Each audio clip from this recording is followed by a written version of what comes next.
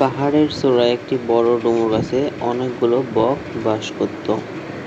কিন্তু হঠাৎ একটি কালো সাপ এসে বকের ছানাগুলোকে হঠাৎ খেতে শুরু করলো।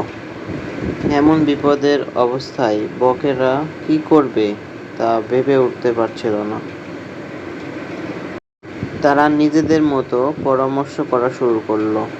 পরামর্শ করতে এক পর্যায়ে একটা বুড়ো বক তাদেরকে একটা বুদ্ধি দিতে পরামর্শ দিল। পরামর্শটা তাদের সবার পছন্দ হলো।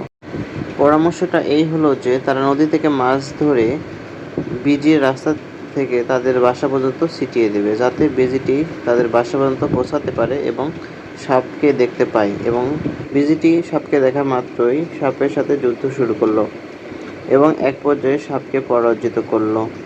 এতে বকেরা অনেক খুশি হলো, কিন্তু তাদের এই আনন্দ দীর্ঘস্থায়ী হলো না। হঠাৎ ভিজিটি বকের বাচ্চাদের উপর আক্রমণ শুরু করলো এবং তাদেরকে খেতে লাগলো। এবং তাদের একটি সহজ বিপদ তারা বড় বিপদে পড়লো এবং তারা সবাই অনুতপ্ত হলো। এই শিক্ষণীয় ঘটনা থেকে আমরা এই শিক্ষা পাই যে সবসময় কঠিন সিদ্ধান্ত নেওয়ার আগে অনেকভাবে ভেবেচিন্তে সিদ্ধান্ত নিতে হবে। হুটহাট সিদ্ধান্ত নেওয়া যাবে না।